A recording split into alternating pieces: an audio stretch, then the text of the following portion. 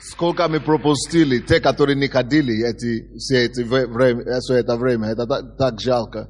Эти люди платят за дорогу сами, ездят долгой дорогой, жертвуют очень много, чтобы сюда попасть и нам служить, а наши люди нет. Это вообще как позор. Но слава Богу, что на этот раз уже лучше. Поэтому я прошу вас, чтобы в следующий раз, чтобы вы хорошо и серьезно к этому отнеслись. Хорошо? Договорились? Что в следующий раз мы также будем дружно ходить. Хорошо? А я хочу начинать учить вовремя и быстро, чтобы, потому что, получается, у меня должна была неделя учения, как обычно, да? А тут, получается, только 3 дня осталось. Сегодня пятницу и четверг, пятницу и субботу. 1 Тимофея. 1 послание Тимофея 1:8. 1 послание Тимофея 1:8. Там написано так. А мы знаем, что закон добр, если кто законно употребляет его. Кто был в воскресенье на служении помазания во дворце спорта? Кого не было? Вас не было, помашите рукой. Хорошо, жалко, что вас не было. Видите, довольно много людей не было. Но почему я это говорю?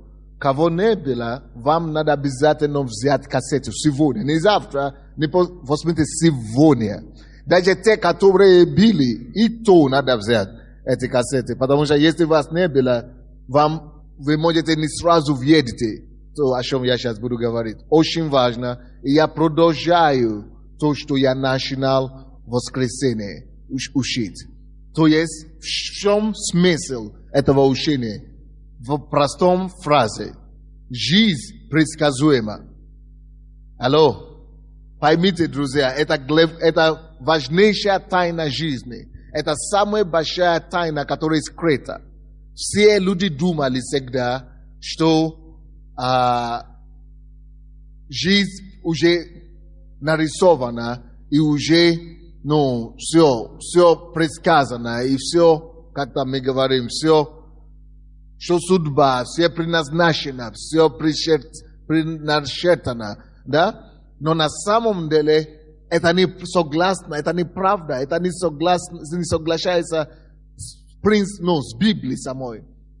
Тот принцип, что Библия была дана нам, это уже само собой дает нам знать, что есть причина, почему Бог дал нам Библию. И эта причина заключается в том, что жизнь построена на принципах.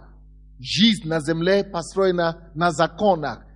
Вот точно так же, как наука, естественная наука, предсказуема, точно так же Библия и жизнь предсказуема благодаря Библии. Лариса и другая подруга, пожалуйста, сюда надо смотреть. Точно так же, как наука, естественная наука и другие науки предсказуемы, и, допустим, если мы говорим 1 + 1, сколько получится? 2. Если мы говорим 2 + 2, сколько получится? 4. То есть, это 4 в Америке, 4 в Африке, 4 в Азии, 4 в Европе, везде. Закон есть закон. Правила есть правила. Принципы есть принципы. Жизнь построена на принципах. И благодаря тому, что Бог это знает, Богу это известно, поэтому Бог дает нам книгу Библии, где мы видим принципы Его изложены, законы Божьи изложены. Если мы будем жить по этим принципам, мы можем иметь предсказуемые результаты. Мы можем иметь определенные результаты. И можно предсказать, какие результаты будут, если вы будете жить согласно те или иным принципам. Можно предсказать результаты жизни человека. Именно поэтому Бог дал нам Библию еще, потому что Библия не только книга принципов, но Библия еще плюс тому книга примеров, где эти принципы уже доказаны в жизни конкретных людей. Эти принципы уже испробованы в жизни конкретных людей. И Библия содержит истории тех людей, которые ходили по принципам Бога, и какие результаты у них есть, и те, которые не послушались принципам Божьим, и какие тоже результаты у этих людей есть. Вот жизнь, и она предсказуема. И благодаря тому, что Бог это понимает, Бог знает, что если мы будем делать не так, как Он говорит, мы получим те же результаты, которые эти люди, которые в Библии закончились плохо. Поэтому Бог дает нам Библию, чтобы наша жизнь также могла быть предсказуема. То есть, если мы будем жить все по правилам, как Он нам говорит, мы будем иметь те же самые точные исходные результаты, как это и было в жизни тех героев, которые слушались. Поэтому евреям, 13 глава, 6-7 стихи, которые мы читали в воскресенье, так и написано, что Бог дал нам жизнь этих великих, выдающихся людей, чтобы мы, рассмотря их жизнь, мы могли следовать по тем принципам, мы могли подражать веру их, или принципам, по которым они жили. Да, это были разные герои, это были разные жизни, это были разные люди, но в принципе они следовали те же самые. Вы понимаете меня? Жизнь предсказуемая. Вы можете сегодня своими руками построить свою жизнь завтра. Только вам надо подобрать и знать, какие принципы руководят жизнью, и подобрать эти принципы и свою жизнь подогнать по этим принципам, делать то, что те, которые были успешными вчера, то, как они жили, постараться так жить, делать то, как они делали свою жизнь, вести свою жизнь, как они вели свою жизнь. И вы увидите, что это легко добиваться успехами в жизни. Легко быть успешным, если мы знаем жизненные законы, жизненные принципы. Понятно то, что я хотел говорить? Итак, я напомню вам некоторые факты, которые я говорил в воскресенье. Жизнь нельзя обмануть. То, как человек живет, тот у него и получается. Осознанно он выбирает этот путь, или неосознанно он выбирает эти принципы, какие бы ни были, как бы ни были случаи. Осознанно он живет правильно, или неосознанно он живет правильно, принципы не подводят. Законы не подводят. Поэтому написано здесь. 1 Тимофей, который мы говорим, 1 глава, 8 стих. Мы знаем, апостол говорит, мы знаем, что закон, добрый. Бог дает принципы для нашего блага. Законы эти, которые Он дает для нашего блага. Если кто, но это добрый закон, только если кто законно употребляет его. Если мы незаконно употребляем его, оно становится ужасным, наказывающим. Но если кто будет жить по определенным законам, тот будет иметь определенный результат. Поэтому Иисус то же самое пытался нам сказать, что дерево можно узнать почему? По плодам. Всякое дерево можно узнать по плодам своим. Дерево можно узнать по плодам. Дерево можно узнать по плодам. Апельсиновое дерево не принесет банану. Банановое дерево не принесет ананас. Жизнь предсказуема. Точно так, как можно предсказать, что банановое дерево принесет только банан. Точно так же, как можно предсказать, что апельсиновое дерево принесет апельсину. И что ананасовое это самое принесет ананас. Точно как можно это все предсказать, это то, что Иисус пытается нам сказать, когда Он говорит, что каждое дерево можно узнать по плодам. А что такое плоды? Это те принципы, по которым этот человек живет.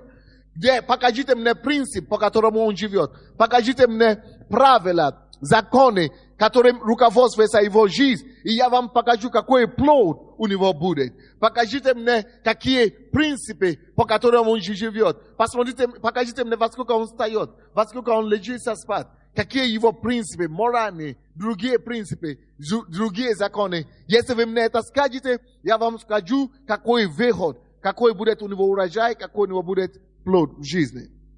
Итак, сегодня я хочу начать с того, чтобы дать вам градации разных законов, эти, которые управляют жизнью нашей. Есть где-то 7 главных законов, которые управляют жизнью. Есть разные законы. Есть законы общества. Есть законы, духовные и так далее. Но вы должны знать эти законы, чтобы вам знать, как их слушаться.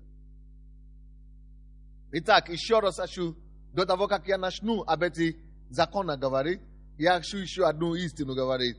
То, что мы говорили чуть-чуть. Что Бог поругаем не бывает. Что мы сели, то и пожинаем. Закон Ньютона. Кто помнит эти 3 закона, которые мы говорили? Не помните? Давайте я быстренько напомню вам. У вас написано. Мы вам раздали это. Но пример. Закон Ньютона один говорит. Каждое действие производит противодействие. То есть нету действий, нету результатов. Если кто хочет иметь какой-то результат вообще в своей жизни, он должен в этом направлении действовать. Допустим, я хочу начинать иметь финансовый результат в своей жизни. Если я не начну действовать финансово, не будет у меня никаких результатов там. Даже если я буду молиться 1000 лет, я не слушаю закону. Вы понимаете меня? Допустим, есть законы десятины и пожертвования. Но законы десятины и пожертвования, за что оно дает? Закон десятины и пожертвования дает мне, чтобы проклятие не было на мою жизнь финансово. Второе, что дает мне закон десятины и пожертвования, дает мне, чтобы Бог открыл небо надо мной, чтобы было всякое благословение, чтобы мои благословения не были заблокированы. То есть десятины и пожертвования гарантирует мне, что если я выполню другие законы, что небо откроется надо мной, что небо не будет блокировано. А также закон десятины и пожертвования гарантирует мне, что не будет пожирающего в то, что я зарабатываю. То есть, но это еще не значит, что я буду иметь денег. Потому что если я не буду выполнять законы денег, законы финансы, эти деньги не будут. Получается, что не будут пожирающие. Но если ты не зарабатываешь, допустим, Бог обещает тебе, что не будет у тебя пожирающий, если ты даешь десятину пожертвования. Но поймите, как этот закон может работать в твоей жизни, если ты вообще не зарабатываешь? Пожирающего не будет. Бог гарантирует, что пожирающего не будет. Но не чего пожирать. Вы теперь поняли меня, да? Поэтому, чтобы было что пожирать или чего не пожирать, надо, чтобы я сначала выполнил другие законы. Это законы финансы называется, или законы денег. Об этом тоже есть в Библии, потому что написано, когда Бог создал человека, Он поставил его в Эдемском саду и говорит, возделывать землю. Кто не возделывает землю, того нечего пожирать. Ты должен возделывать землю, сеять, прежде чем иметь. Поэтому так и бизнес, это один из законов денег. Ты должен делать что-то, ты должен воспроизводить чего-то, ты должен что-то, зарабатывать, должен что-то производить. Если ты ничего не производишь, Бог тебе обещает, что не будет пожирающего, но ты ничего не производишь, нечего пожирать. То есть многие так живут в этой иллюзии, и Бог говорит, я благословлю хлеб твой, я благословлю воду твою, но где вода, где хлеб, когда ты не заработал этот хлеб? Вот то, что делает для нас десятину и пожертвование. Но это не значит, что мы не должны работать. Наоборот, если мы хотим иметь деньги, мы должны начинать идти, работать по законам денег. Есть разные законы. Мы не можем обмануть. Он говорит, это первый Ньютон закон. Это точно как этот закон есть. Оно не только для науки, для механики или для физики. Оно работает и в жизни также. Нету действий. Одно действие производит противодействие. Одно действие производит другое действие. Если нету одно действие, не будет второго действия. Вы понимаете меня или нет? Допустим, сегодня я разговаривал с одним из наших членов, который из Швеции сюда приехал. И он мне говорит, пастор, некоторые люди в этой церкви жалуются, они уже здесь живут 2-й год. И говорят, то служение слишком длинное, то что-то там им не устраивает в церкви. Он говорит, а я им говорю, Поедете со мной в Швецию, откуда я приехал. Я всю жизнь ходил в церковь в Швеции, такие же. Но он говорит, если вы побудете там 2 месяца, вы приедете сюда, вы не только будете сидеть по 2 часа в служении, вы будете сидеть по 10 часов. Вы будете днями сидеть в церкви, когда вы поймете и начнете оценить то, что у вас есть. Что люди не ценят, что у них есть. И он же тут мне говорит, что пастор, я в шоке от того, что вы такие вещи учите, чтобы люди состояли. Вы так выложиваете, что мне даже за вас жалко, говорит иногда. И говорит, мне так обидно, что люди это не ценят, они не понимают. И есть, что может быть в этой церкви еще не состоявшиеся люди. Что он в шоке, что в этой церкви могут быть, даже может быть, от один человек, кто не состоялся. Потому что столько вы даете принципов, а я ему говорю. Давать принципы, проповедовать, это еще полдела. Я рассказываю людям, даю принципы им, но если они будут даже ходить в церковь, будут все эти принципы слушать, все равно ничего не произойдет, пока они не начнут применять. Какое слово я сказал? Применять эти принципы. Если не применять эти принципы, если не использовать эти принципы забудутся. Даже если они не забудутся, нету действия, нету урожая без посеяния. Нету противодействия без изначального действия. Принципы, которые мы даем вам, законы, которые мы даем вам, откровения, которые мы даем вам, они способны производить действие только после того, как вы в действии, практическое применение их используете. Вы понимаете меня или нет? Даже Иисус Христос будет вашим пастором и апостолом вашим. Он будет вам говорить, каждый день будет вас учить, если вы не начнете применять эти принципы Его, эти учения Его на практике в бизнесе, на практике в семье, на практике на работе, на практике в политике, на практике на рабочем месте. Если не применять эти принципы и быть верны этим принципам, ничего так и не будет. Вот это то, о чем говорит этот первый закон. Итак, давайте повторим этот закон первый. Повторите за мной. Каждое действие производит противодействие.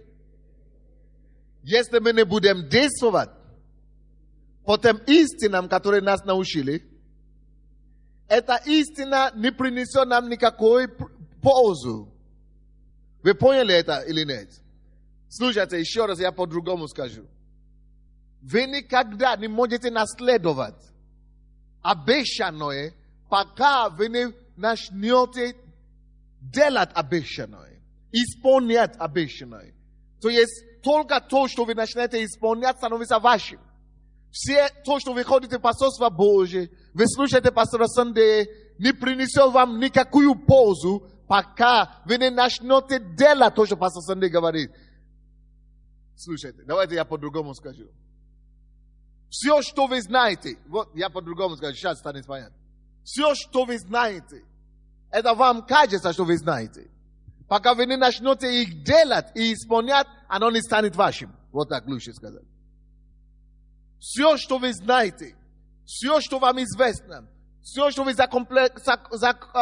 законспектировали, все, о чем вы слышали, все красивые откровения, все великолепные молитвы, оно не ваше.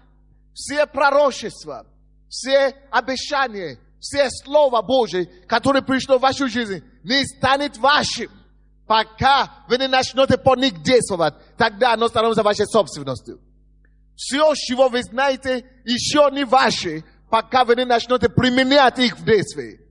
Когда вы только начнете применять их в действии, разница между разумением и знанием, только тогда вы становитесь наследником этого обетования. Понятно это или нет? Действовать. Действовать самое главное. Почему? Потому что каждое действие производит противодействие. Если вы что-то будете делать, написано, что есть польза от каждого дела. От каждого дела есть прибыль. Всякое дело, всякая работа дает прибыль. Действие производит противодействие. Оно производит либо хорошее действие, либо плохое действие, но действие порождает действие. Понятно или нет? Это первое. Второе. Тело или любой субъект или объект, тело остается в состоянии статичности до тех пор, пока внешнее воздействие не изменит этого состояния. Слушайте, вся ситуация, все положения в вашей жизни останется такое же, если ты ничего не начнешь делать об этом.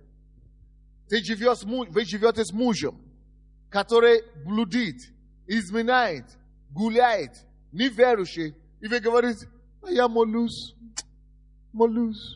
Все останется в статичном положении, пока вы не начнете применять какие-то действия. Тело остается в статичном положении, пока какие-то действия, усилия, внешние усилия и действия, фактор не будет приложено. Допустим, вы говорите, я уже молюсь сколько, я хожу в церковь сколько, но я сколько уже даю десятины, но нету денег, нет.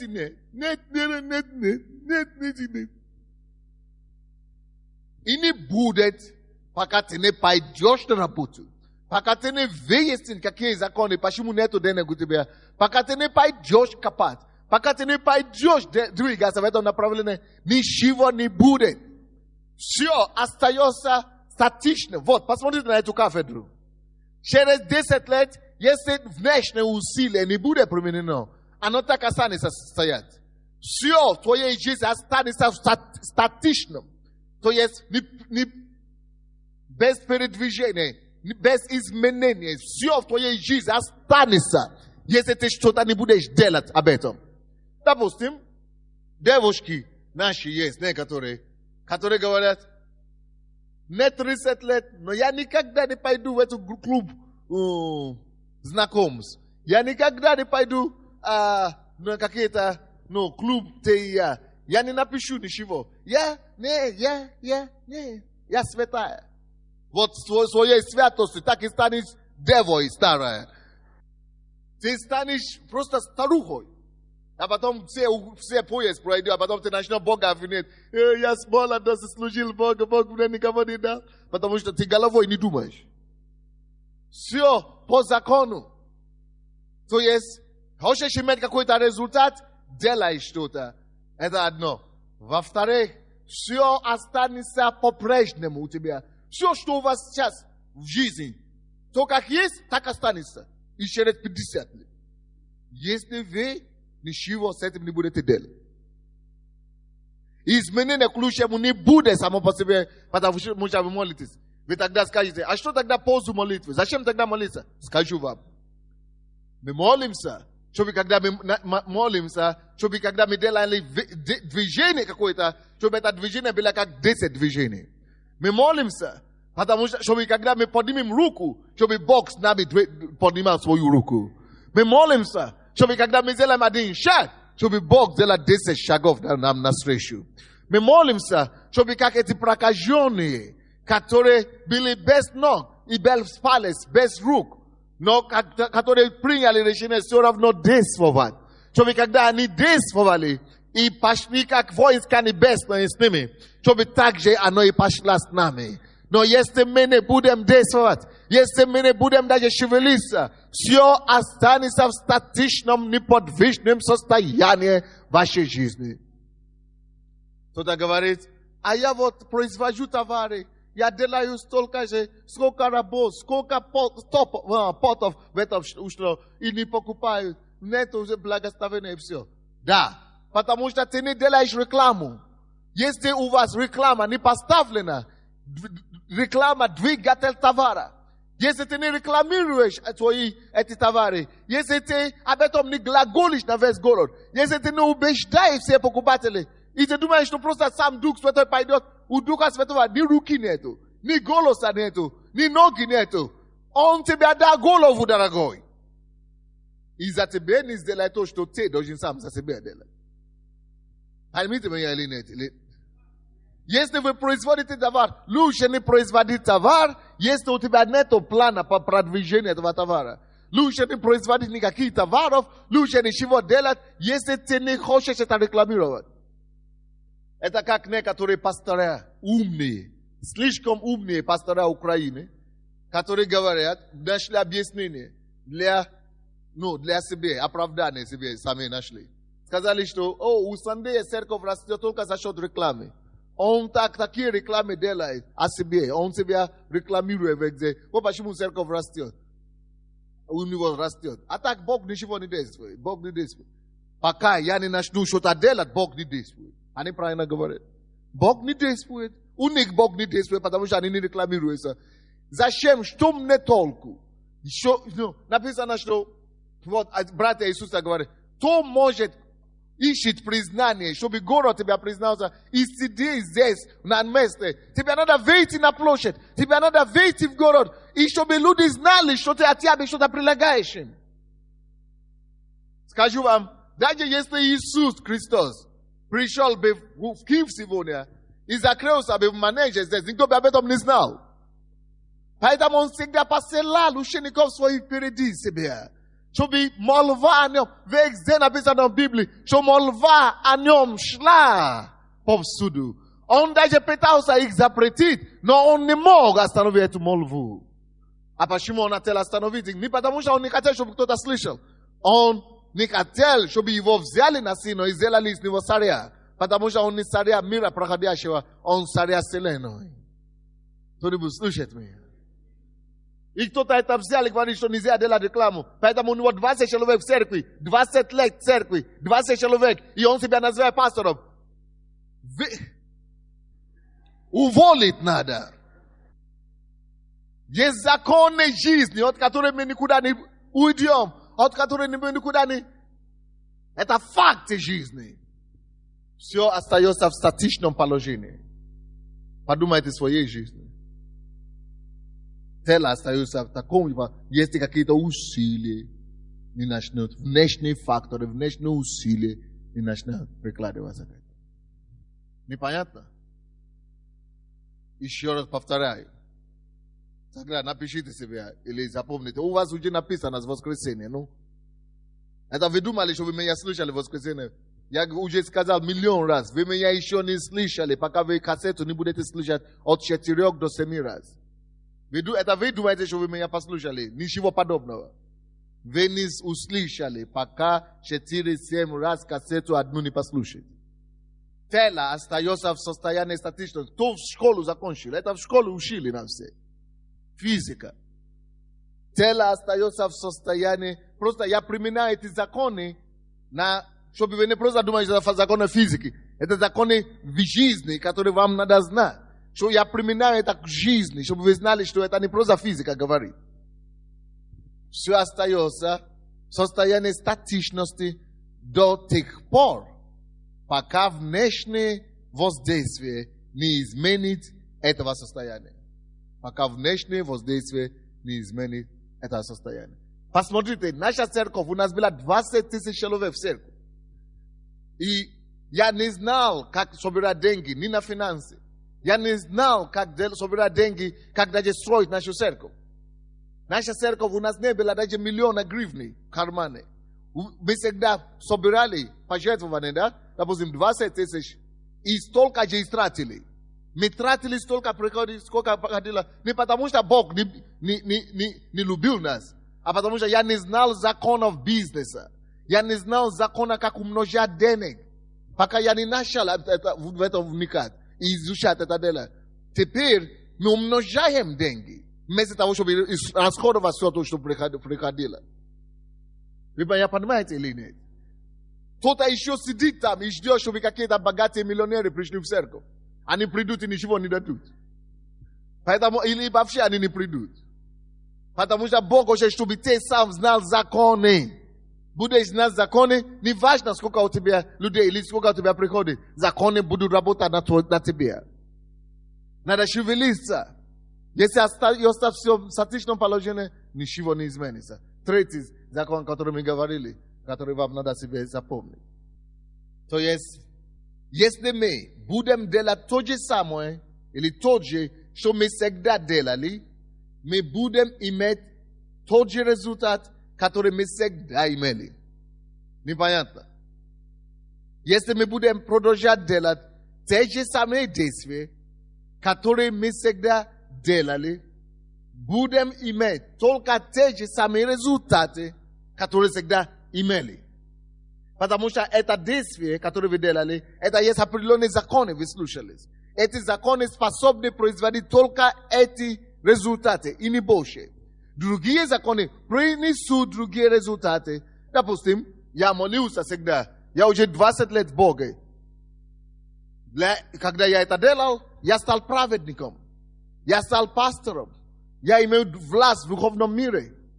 Но я не стал из-за этого политиком. Потому что, чтобы иметь власть в политике, надо заниматься политикой. Ты послушаешь определенный закон, ты имеешь результат. Вот пастор, духовный человек. Ты не занимался, ты не послушаешь другие законы, и ты таким и не стал. То есть, ты производишь какие-то действия, они принесут тебе только такие результаты. Пойдешь, произведешь другие действия, они тоже тебе принесут другие результаты. 2 года назад я стал здесь, на этой сцене, и говорил, что я начал учить. Школа, которая была 2 года назад, была о финансах. Да? Может, кто-то уже забыл, кто-то не помнит, но кто-то все-таки помнит. И я говорю, давайте начнем что-то делать. На основании этого семинара я написал книгу «Объявляй войну нищете». Я говорю, я докажу вам, что эти законы работают. И нужно это делать. Я это сделал не потому, что мне деньги нужны, а потому что я хочу вам доказать, что, слушая с этим законом, вы можете иметь результат. Один парень сказал, что тогда, через сколько вы будете свои миллионы заработать? Я говорю, через 2 года. Но я вам скажу, когда я начал эти законы слушать, я могу заявить о том, что миллионы уже не проблема для меня на сегодняшний день. Потому что я не хотел это делать. Но я это говорю, я сделал просто для того, чтобы доказать, толкнуть моих людей с места. Чтобы они поняли, что не потому что я никогда не занимаюсь бизнесом. Ни один день в жизни не занимаюсь бизнесом. Только через голову и законы, которые я знаю. И эти законы я использую, и они дают результаты. То есть, до того, что Бог был лицеприятен ко мне, нет, Бог также и меня любил. Почему Он тогда мне не дал миллион до этого времени? А потому что я не действовал в послушании законов бизнеса. Только если я всегда 10 лет делал то же самое, ходил в церковь, читал Библию, значит, у тебя будет откровение только духовные. Значит, у тебя будут результаты только в этом фронте. Но если ты начнешь делать другие еще параллельно действия, третьи еще параллельно действия, у тебя будут результаты и там, и там, и там, и там. Раньше, допустим, до сегодняшнего дня, я тоже был тот же самый пастор Сандей. 2 года назад, 3 года назад, 5 лет тому назад, никто в мире меня не знал.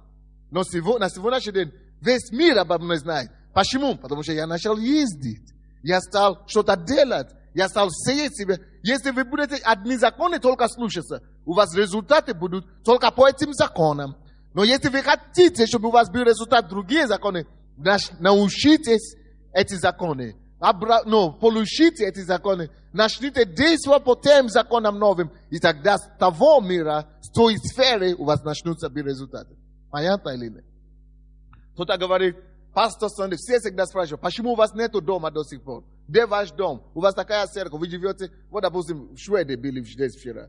Они сказали, один из них, который из Голландии, говорит, слушай, мне хочется дать по это самое, вашим членам церкви. Я говорю, почему? Потому что они ко мне поехали домой. Я говорю, потому что они тебя разрешают жить в таком доме. Я говорю, нет, они не виноваты. Уже давно, особенно когда Потапаева здесь была, говорила о том, что пастор, вам надо дом и так далее. Я говорю, я сам отказался. Потому что я живу в таком доме, потому что я не хотел ни копейки взять из церкви. Я не хотел, чтобы люди, женщины, пожилые, молодые, из своих $100, 500 гривен или 100 гривен в месяц, которые приносят десятину, 10 гривен, 20 гривен и так далее, чтобы из этого, я себе не могу, мне в голову не въезжает, чтобы из этих десятин или пожертвований идти себе построить дом. Не могу себе такое представить. Я говорю, я лучше буду жить у себя в квартире, я лучше буду пока я сам не верю, либо Бог сам должен делать чудо и благословить, я ждал это чудо 5 лет, или 10 лет, 12 лет, ничего не было. Потому что Бог, оказывается, говорит, чудо у тебя в голове, думай головой, иди, работай головой. И Бог мне говорит, это лень ума. Не жди благословения, пока кто-то принесет, пастор, на вам 100 тысяч, купите себе дом. Я говорю, Бог сделал чудо, аллилуйя. Нет, это издевательство над принципами Бога. Это издевательство над Богом, который верный. Бог меня показал через этот пример. И говорит, что видишь, у тебя 12 лет ты ждешь дома, и ничего нету. Не потому что Бог не хочет тебе дать, Бог тебе уже все дал. И когда я это раньше читал, вы все имеете. Я всегда думал, как это мы все имеем. И все мои проповедники всегда мне говорят, это ты дурак. Возьми из пожертвований себя построить, где жить. Все так делают. А я говорю, не буду. Теперь у меня будет дом уже на следующем году, дай Бог. Почему? Потому что теперь без денег церкви я уже понял, я начал слушать законы денег. И сам, без работы, работая для Бога. Я только и проповедую. Когда занимаюсь, я не буду заниматься бизнесом. Я проповедник. Но зная законы, я послушался этим законам, у меня будет такой дом, который все будет, дьявол будет сам с ума зайти. Без копейки из пожертвований людей. Вот о чем речь идет. А из копейки, из денег людей я наоборот умножаю это теперь для них, чтобы человек дал $10, а получил последствия, чтобы церковь получила последствия $30. Но почему тогда Бог это все не делал все это время? Бог тут ни при чем. Это я был дурой. Я не понимал законы жизни. И поэтому я вам и говорю сегодня, чтобы вы не тратили свою жизнь зря, начиная возлагать на Бога то, что вы сами должны делать. Да, есть исключение, когда Бог может кого-то побудить и дать вам все. Есть исключение, но мы говорим за правила сейчас, не исключение. Понятно вам или нет? Итак, если вы не поняли до сих пор, что жизнь основана на конкретных железных законах, еще раз говорю, если вы, живя на земле, громче сделайте меня, чтобы они слышали, чтобы не были оправданы. Если вы живете на планете Земли, еще не поняли, что жизнь основана на конкретных законах и принципах, тогда вы вообще вы не поняли жизнь и не поймете жизнь. Жизнь это как А и Я. А до Я. А, Б, В, Д, все. До Я. Можно его предугадать, если следовать определенным правилам, которые уже дано нам Богом и известны нам всем. Или неизвестны. Но жизнь основана. И жизнь руководствуется по тем законам, которые Бог установил. То слушается эти законы, то получает результаты, которые этот закон обещает. То нарушает эти законы, то же самое получает обратно того, что этот закон обещает. Итак, к сожалению, большому, большинство людей в мире, они живут только по загадкам, или как мы говорим, по угадкам, или как? По догадкам. По догадкам. На ура? Большинство людей живут на лгах. По догадкам, да, по догадкам они живут. Они просто по шупам, они живут просто на ощупь, да. Большинство живут только на ощупь. Почему? Они просто по угадкам, на ощупь. Они не знают. 98% людей, которые на свете, живут только по угадкам, на ощупь. Почему? Потому что они ошибаются. Только тогда они обнаруживают, нельзя было так поступить. a потом опять ошибаются. Нельзя. А потом набивают, шишки. Большинство людей экспериментируются. Вы знаете, люди так и живут до 70 лет, и так некоторые уроки до них не доходят. Но зачем тебе на ощупь жить? Зачем тебе экспериментировать всю твою жизнь, потерять эту жизнь? Вот, допустим, Библия говорит, блудить и прелюбодействовать, что оно приносит ужасные результаты. Но никто же не слышит. Это они так говорят. Сколько молодежь пропадает только из-за этой ошибки одной. Бог говорит, развод не решение. Развод. Тебя делает блудница. Все люди все равно разводятся. Женятся второй раз еще хуже. Третий раз еще хуже. Зачем на ощупь? Зачем при угадатке? Бог говорит, не убивай. Делаем аборты. А потом женские болезни, а потом кошмары, а потом... Мы думаем, зачем? Ты же уже знал, что нельзя это делать. Все эти законы есть. Желательно жить. Просто послушай. Знаете, если тебе кажется, что ты самый главный дура, что ты самый главный, недалекий, что все делают, ты только не делаешь, все равно ты будешь прав, если ты будешь слушать. Не воруй, не воровай, не то самое. Ты говоришь, какая разница, никто не видит, все же так делают. Все равно делают и попадаемся. То есть, слушайте, законы, не надо их жить по них только по ошибке. Так весь мир живет. 98% людей на свете живут только по ошибкам собственным. Пока сам не набьет шишки, он не поймет. Пока сам не ошибется, он упорствует. И это беда нашего времени. Но вам не надо так жить. На то Бог дал нам Библию. Итак, какие основные направления этих законов, которые есть? Я вам дам общие сейчас, да? А потом завтра я буду давать вам конкретные законы, которые имеют отношение к нам. Законы жизни буду давать завтра. Буду расшифровку делать. И в субботу будут расшифровку делать. И закруглять. Очень серьезно. Но сегодня я просто вам открою глаза. Сегодня я дам вам общие законы, какие есть разные направления. Но завтра и послезавтра я буду давать вам те законы, которые руководствуют непосредственно жизни нашей с вами. Жизни. Вы поняли меня, да? Окей. Общий. Первый закон, который мы все знаем. Это цивильный закон называется. Цивильный закон или законы общества. Иногда называется цивильный закон, или называется гражданский закон, или называется иногда законы общества. Или же вы можете назвать это юриспруденцией. Юриспруденцией иногда. Что это? Это те законы, которые регулируют взаимоотношения в том или ином обществе, данном обществе.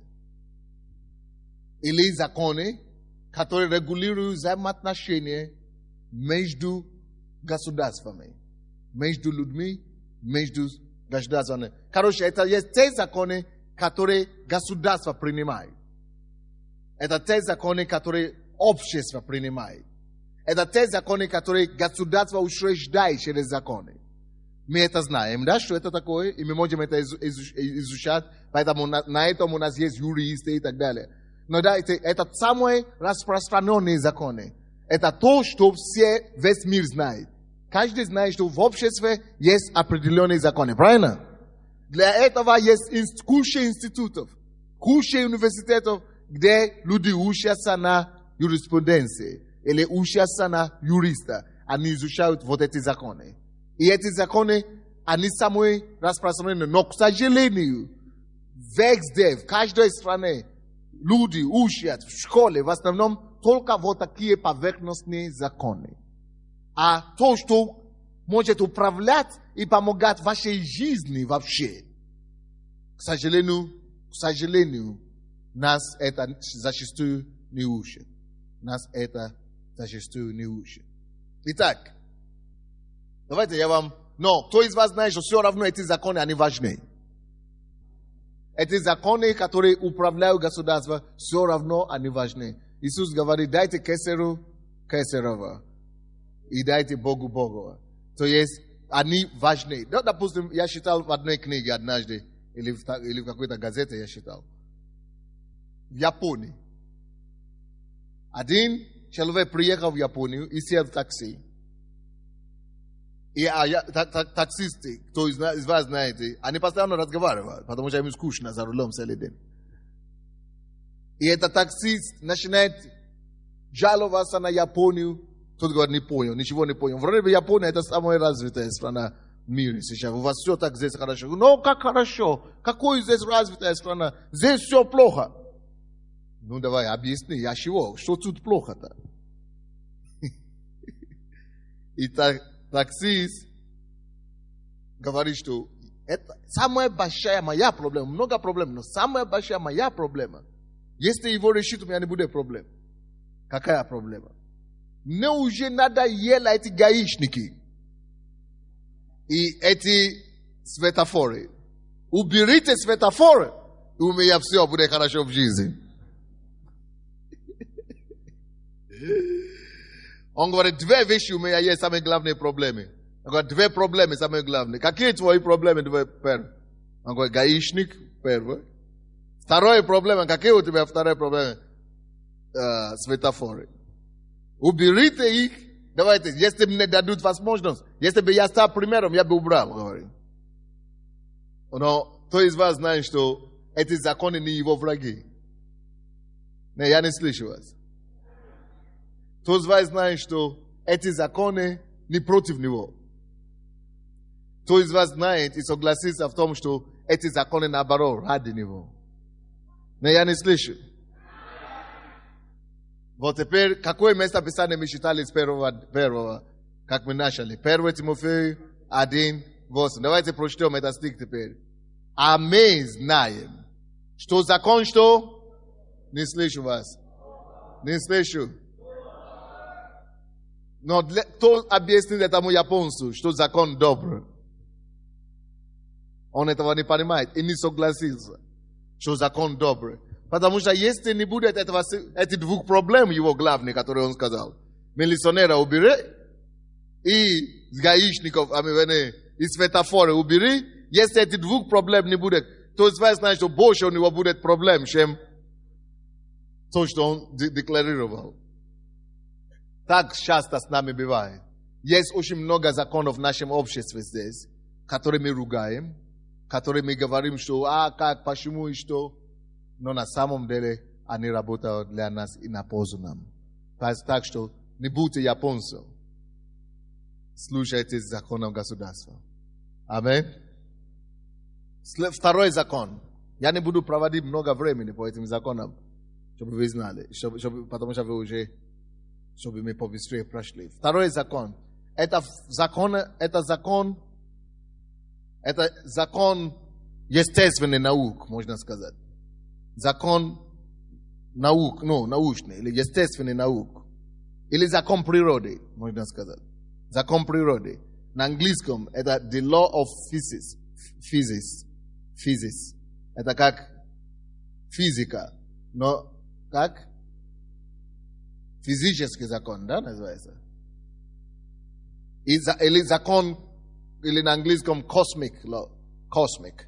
Или закон, космический закон. Космический закон. Физики, космики. Космический закон, или закон естественной наук, или закон природы, можно так сказать. Что это за закон?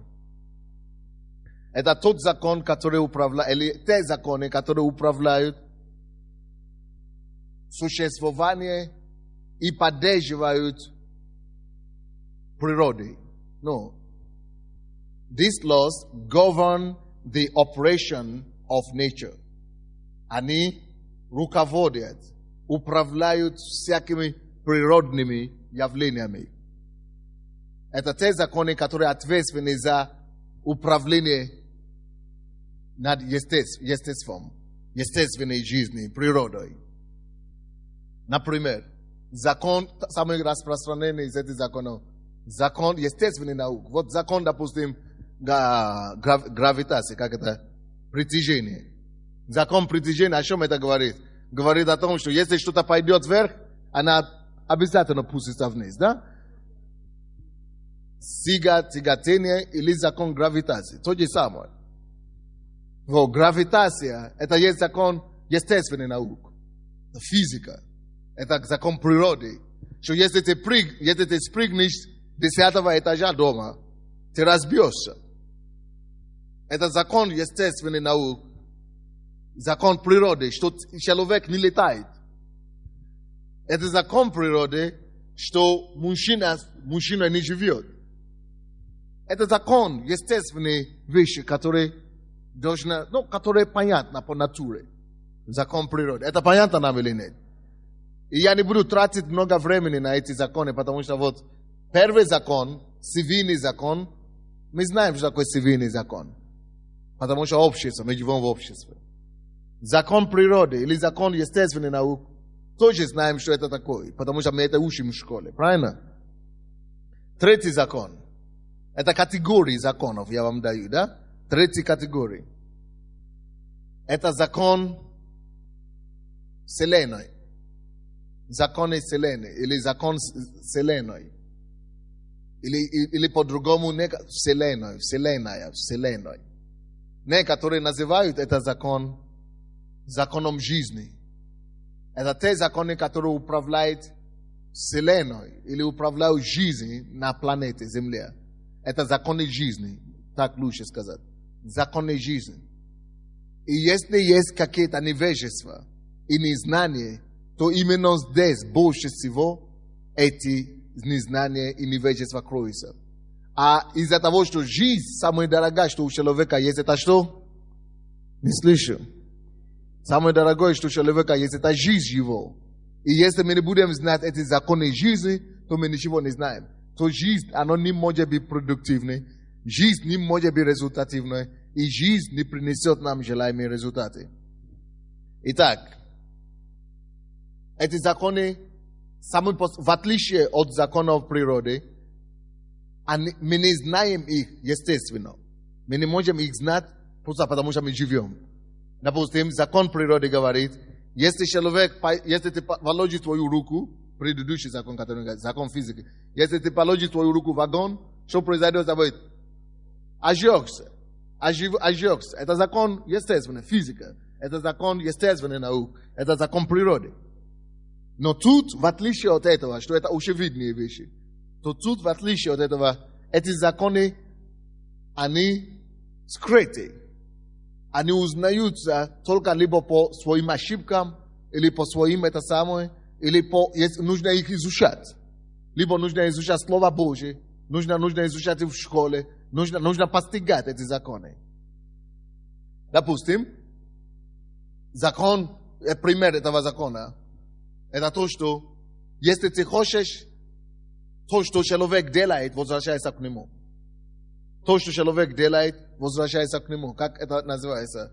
Реципрока. По физике тоже есть такой закон.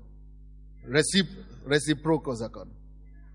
Бумеранга. Молодец, бумеранга. Это закон бумеранга, допустим. То есть, если ты что-то делаешь, оно к тебе возвращается. Или по-библейски. В Библии тоже это есть. Но это в Библии называется как? Сеяние и жатва. То, что человек, это есть закон такой. Это пример один. Но мы будем изучать завтра много таких законов. Будем раскрывать больше. Именно на законной жизни мы остановимся завтра и послезавтра. Будем раскрывать вам, какие есть законы жизни. Сеяние и жатвы. Это имеется в виду, что если ты не посеешь что-то, не получишь ничего. Так? Четвертый закон. Категории законов, которые правят миром. Это закон духа. Или духовные законы. Закон духа или духовные законы. Духовные законы это те законы, которые приходят от Творца. либо которые мы видим в Библии, это те законы, которые Бог говорит нам в Библии. Те вещи, которые Он запрещает или разрешает. Хотя в Библии все эти законы есть. Но вот духовные законы, это те законы, с которыми согласны, в принципе, почти все религии. Все религии говорят, не убей. Либо это буддизм, либо это ислам, либо это христианство. Не убей, значит не убей. Не завидуй. Есть это моральные законы, по-другому можно сказать. Это законы морали. Моральные законы, по-другому можно описать. Законы, которые идут от Бога, законы, которые признаны религией мира, основные религии мира, и законы, которые религия помогает человеку достичь. Но кто из вас знает, что можно быть религиозным и все равно нарушать общественные, цивильные законы? Можно быть религиозным и все равно нарушать общественные, законы природы. Можно быть религиозным и идти в лес, и рубить деревья, или пожечь какой-то лес. Это нарушение закона. Но то, что ты духовный, не значит, что не делает это. Хотя духовные законы превыше во многом остальные законы, но надо знать остальные законов также. И надо уметь их слушаться. Допустим, не убей, не завидуй, уважай родителей, не воруй, любить, не надо возненавидеть, будь добрый. И такие законы. То, что мы учим в Библии, то, что мы учим в церкви. Пятый закон. Это физиологические законы. Или закон физиологии. Или по-другому называется это закон. Иногда это закон называется законом тела. Или законом плоти. О чем это говорит? Что говорится в этом законе? Этот закон говорит о том, что если ты не позаботишься о своем теле, что ты умрешь. Этот закон говорит о том, что если тело не будет в порядке, не будет в должном состоянии, то жизнь покидает это тело. Дух покидает тело, если тело не здорово. Этот закон говорит о том, что есть определенные правила, которые руководствуются жизнью тела человека на земле. Или физиологические законы, что есть, по которым вам надо жить. Если вы не будете жить по этим законам, вы уничтожите. Допустим, человек, который пьет, курит, какой бы он ни был законопослушный в цивильных законах. Если он пьет и курит, он заболеет раком. Хочет, не хочет. То, что ты послушный закону общества, это тебя не оправдает и не избавит от этой болезни. Если человек пьет, ведет разгульный образ жизни, хочешь, не хочешь. Если ты нарушаешь другие, если ты даже послушал все остальные 4 закона жизни, но этот закон ты нарушаешь, у тебя будет здоровье неважно. Вы понимаете, о чем мы говорим, да? Ты будешь иметь женские болезни, мужские болезни, ты будешь страдать. Допустим, даже такие безобидные вещи, как я говорил в воскресенье. Я раньше пришел к Богу, да, и читал в Библии, что в Ветхом Завете есть некоторые пищи, которые Господь не рекомендует человеку кушать. Или рекомендует не употреблять. И я потом читал в Новом Завете написано, все освящается молитвой освящается молитвой благодарения. И что все можно есть. И я принял это один стих и погнался, короче. И я начал все кушать подряд, что не попадает в руки. Это до женитьбы. А потом я женился. Потом я начал наблюдать, что моя жена, у нее фигура лучше, чем у меня. Что она как-то не как я питается. Что она соблюдает какие-то правила. До того, как я женился на боссе, я никогда не знал, что оказывается, что есть правила в том, как сохранить свое тело. Единственное правило, которое я знал, это использовать шампунь, крем, одеваться хорошо, и все. Это единственный закон, как я знал, что я знал о том, как себя задержать в порядке. Но я никогда не знал, что есть закон о физиологии, что есть закон о теле, что есть закон о плоти, что нужно также знать, как заботиться о теле. Я не знал, что есть законы еды, что есть правила еды. Это то, что Бог давал людям, с детьми Израиловым. Если не уметь кушать правильно, у тебя будет ужасная старость. Поэтому я потом начал постигать. Я спрашивал у босса, принцесс, слушай, ты мне говоришь, не кушай кушай больше зелень. Я говорю, я не люблю зелень. Ну что? Я зелень не люблю. Я отвратительно, я не приношу эти зелени. Не хочется мясо кушать. Рис, дай мне рис, короче. Дай мне мясо и картошки. Как мужик. Дай мне пиццу. Дай мне вермишель. Дай мне макарони. Вот на что я на тебя женился. Не, я не так не говорю, конечно, но примерно. Женщина должна все накрыть стол для мужа. Она по-всякому пытается меня учить. А потом сунут книги разные. И однажды я одну из них прочитал.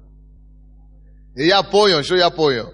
Я понял, что оказывается, что то, что человек не знает, может убить его. То, что я не знал законы, это убивало меня. Я не знал законы тела. И я чуть себя не сорвал. Потом однажды я был в санатории. Слава Богу, наши пастыря здесь меня затащили. Я тоже не отдыхал. Это есть закон тела. Чтобы жить долго. Оказывается, что то, что написано в Библии, каждый человек может прожить 120 лет. 100% гарантированно. Минимум 70 лет. Без рака, без болезни, без осложнений в теле. Без никаких проблем физических. Каждый человек может прожить минимум 70 лет и нормально прожить 120 лет. Гарантированно. И он будет еще свеж и молодой, когда он умрет, как 20-летний. Но, вы знаете, от чего это зависит? Если я духовный, я слушаю все 10 заповедей, да? И я молюсь, это не гарантирует долготы жизни. Чтобы вы знали. Что же гарантирует долготы жизни? Долгота жизни гарантирует только заблуждение этого закона, 5-го. Закона плоти, закона тела. Что это значит? Это значит, надо научиться кушать правильно. Надо знать, чего кушать, что не кушать.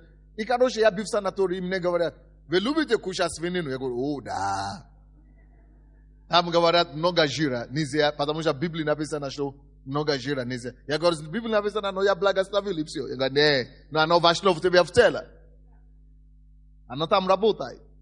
Если даже можно уже в Новом Завете все кушать, но надо тогда умеренно все кушать.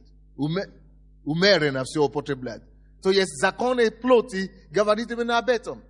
О том, что нужно уметь умеренно употреблять вещи. Умеренно употреблять. Я много кушал шоколад. Много кушал много чего, короче, который говорит, нет, это ты себя убиваешь немножко, потихонечку. Короче, если кто хочет жить долго, он должен соблюдать законы еды, диету. Он должен знать, что кушать и что не кушать. Это во-первых. Во-вторых, он должен соблюдать закон отдыха. Третий, он должен соблюдать закон передвижения. Он должен быть активный.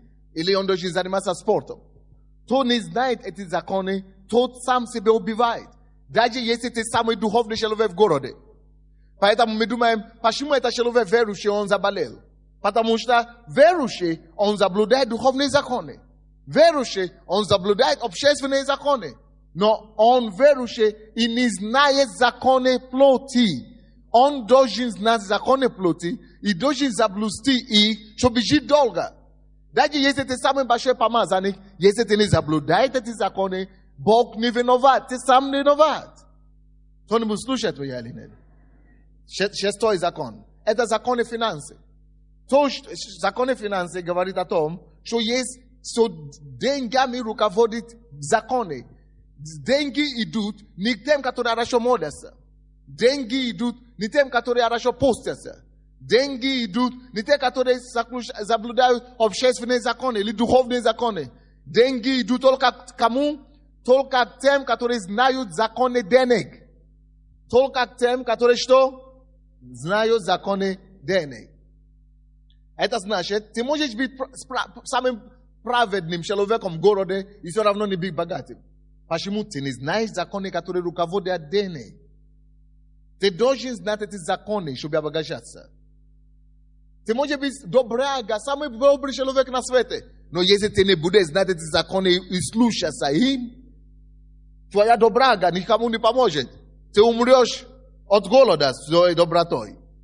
Поэтому мы возмущаемся часто и думаем, это человек такой добрый, это человек такой, но у него ничего нету. Он должен постичь эти законы. Поэтому я начал по четвергам учить именно эти законы.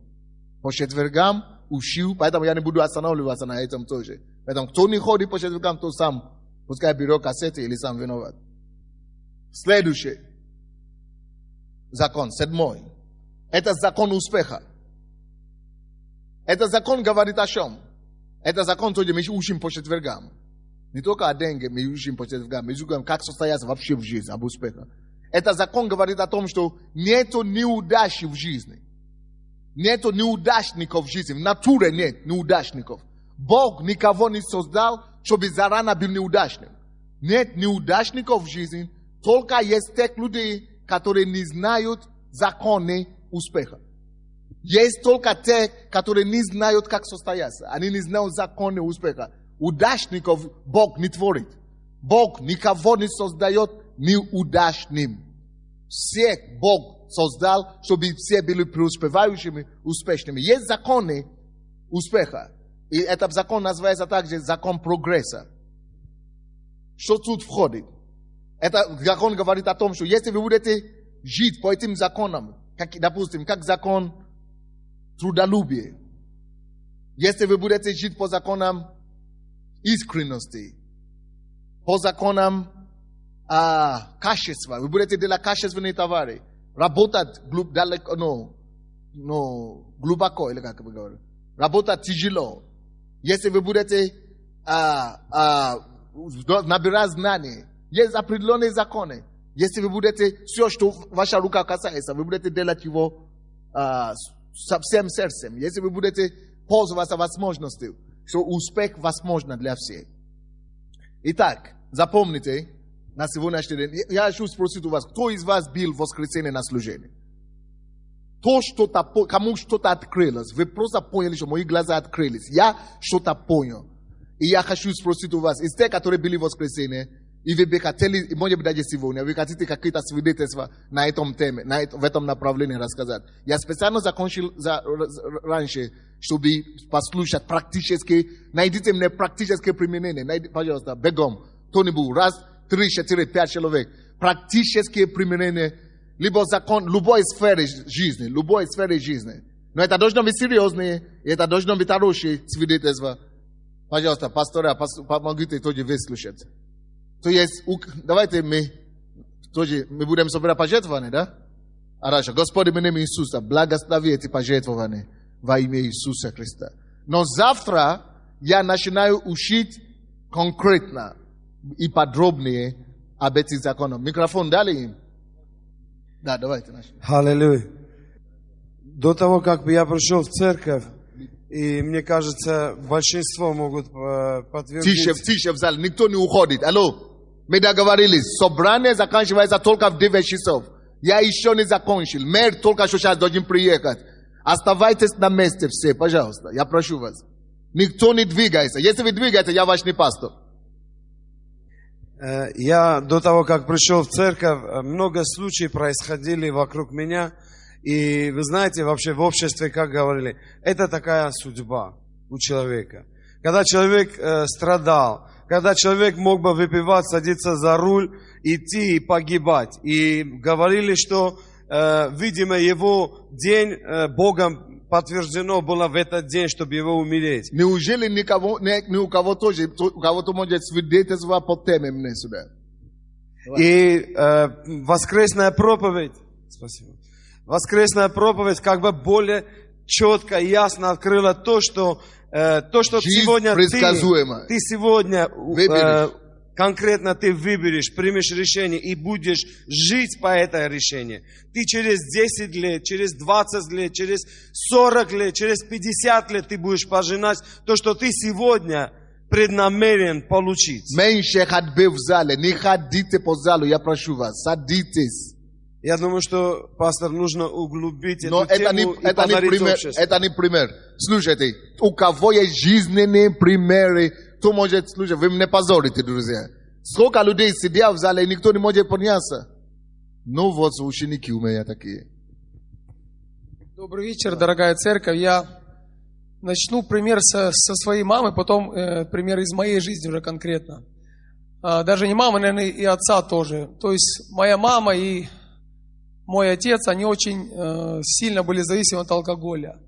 То есть практически моя мама на 20 лет каждый день, и это дошло уже потом до 2, почти до литров в день она пила, просто потому что не могла. Вот. И все соседи, даже моя сестра, все родственники. Суд. Суть в чем? Что думают, что это, наверное, такая судьба. То есть это, наверное, так было предначертано ей. То есть она родилась и должна умереть такой. Но когда человек встретился с Богом, вот мало того, что Бог ее освободил от этого, вот, она сейчас может нормально работать, она воспитывает внучку. То есть это говорит о том законе, что действительно жизнь, она предсказуемая. Она приняла определенные решения, Она начала жить по определенным по законам. определенным принципам, начала Ее давать жизнь тоже изменилась к лучшему. моментально, практически за 2 недели, вот, жизнь полностью перевернулась, когда начал применять правильные принципы. Видите, мы имеем в нашей жизни, все, что мы имеем сегодня, это результат того, что мы делали вчера или отказались делать вчера. То есть, допустим, кто из вас говорит по-французски? Вы не говорите. И если я скажу что-то по-французски, вы не поймете меня. Почему? Вы его вчера не изучили. Все, что мы имеем сегодня, это результат того, что мы делали вчера или отказались делать вчера. Еще одно. Я еще хочу сказать тоже о себе. Я около 6 лет сеял себя только в духовное. Это, к примеру, то, что говорил пастор. Вот. Масса таких людей. Я старался мы быть в приходим этом... к Богу, Да. начинаем сеять себя в духовную жизнь и забрасывать все остальное сферы жизни. Это беда. Я не соблюдал, наверное, 2 основных... Не разговаривайте в зале, слушайте. Да, я не соблюдал, наверное... Женщины, слушайте эти свидетельства. Не соблюдал, наверное, 2 основных закона и пострадал очень серьезно. Первый закон природы. То есть я измотал себя одно время постами и не отдыхал. То есть практически по 17 Закон часов. тела. Да, и у меня очень серьезно выстрелила хроническая моя болезнь еще с детства. Вот, я вообще мог погибнуть. То есть врачи мне потом говорили, слава Богу, вовремя заметили. А потом, если бы он погиб, люди бы все сказали, почему так? Такой брат, такой молитвенник. То есть, дело не в том, что Бог виноват. Бог ничего не поделает. Бог уже поставил весь мир на определенных законах. И только когда мы слушаемся, потому как мы слушаем эти законы, или если мы его нарушаем, Бог ничего не может делать. Конечно, иногда Бог может вмешаться и сделать чудо, но это исключение. Если бы он продолжал так, он бы умер. И все люди бы сказали, что так, почему так происходит, почему Бог, мы не понимаем, почему Бог такие вещи допускает. Бог тут ни при чем, это он вот. Спасибо, дорогой. Точно так. Добрый день, дорогая церковь. Я, как многие наши братья из прославления, которые играют, имею работу. У меня довольно хороший заработок в день, я зарабатываю довольно хорошо. И буквально на днях, когда я был вот на помазании, я просто принял решение о том, что не надо сидеть на месте, надо двигаться. И я получил предложение, я пока не буду говорить где, но меня берут в одну солидную компанию, там работают наши христиане, меня берут туда фотографом. Когда мне директор спросил, говорит, Николай, что тебе надо для того, чтобы ты мог качественно, быстро делать нам снимки, и чтобы это было все солидно? Я говорю, надо хороший фотоаппарат. Сколько он стоит денег? Я говорю, $2000. У тебя будет такой фотоаппарат.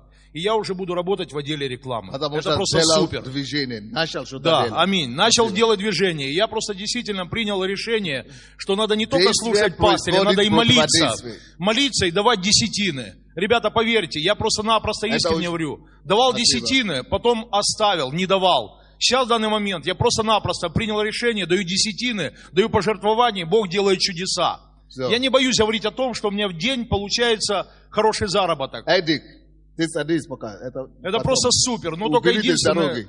единственное, что слушайте то, что говорит пастырь, и делайте в жизнь. А когда многие пастыря здесь говорят, давайте десятины, давайте. И вы увидите, какое Всё, движение Бог следующее. будет делать у вас. Спасибо. Добрый вечер, дорогая церковь. Я хотела бы сказать по поводу здоровья, как это очень важно.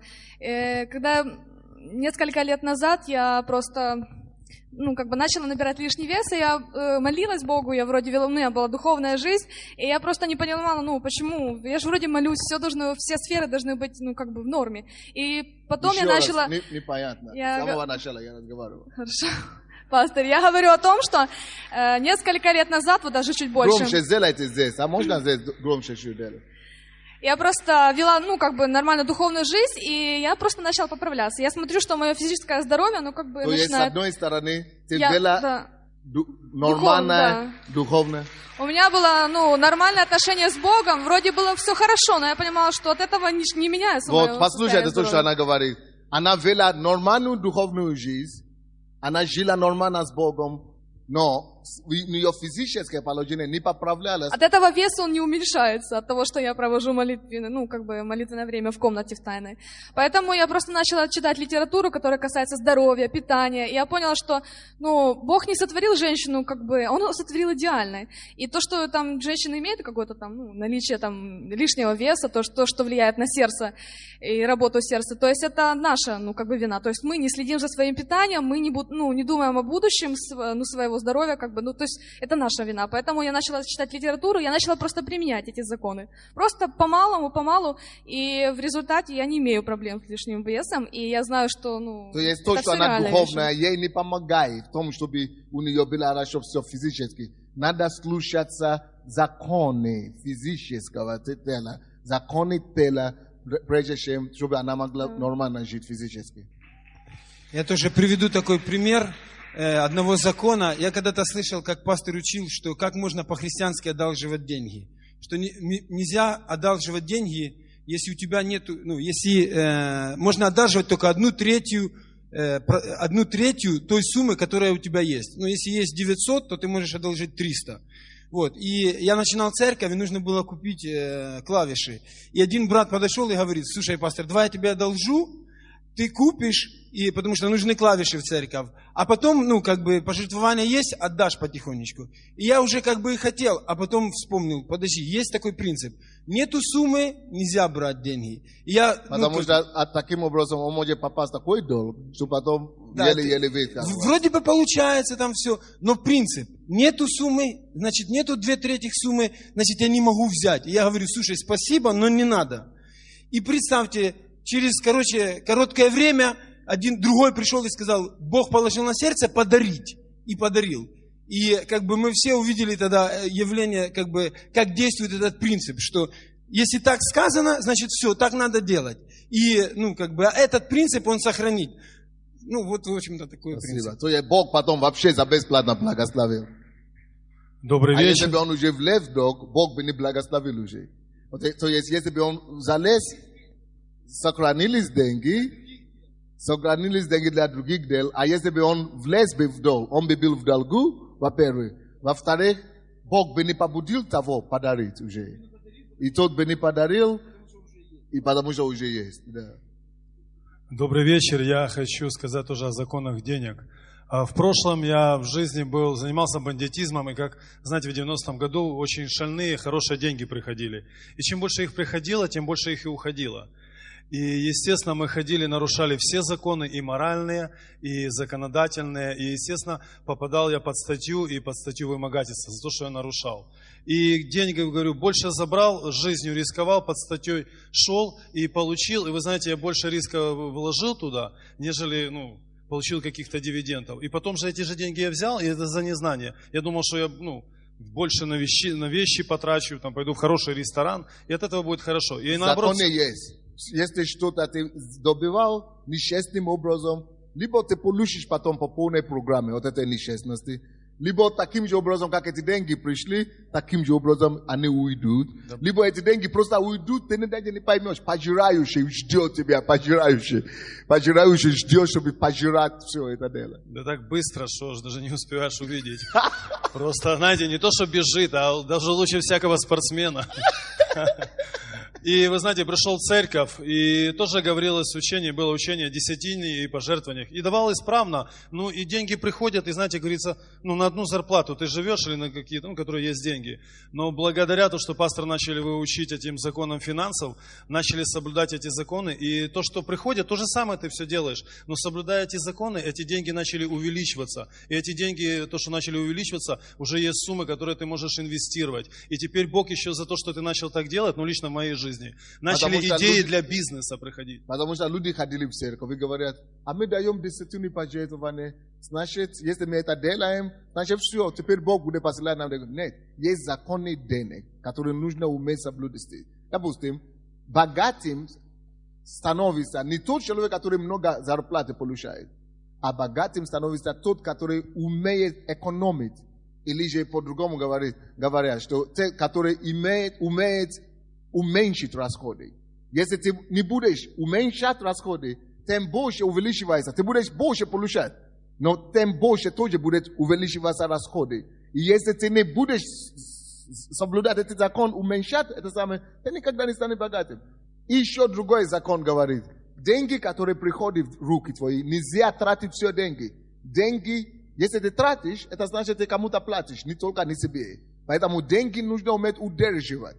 И деньги, еще другой закон говорит, деньги не просто нужно удерживать, деньги нельзя лежать, деньги нужно пускать.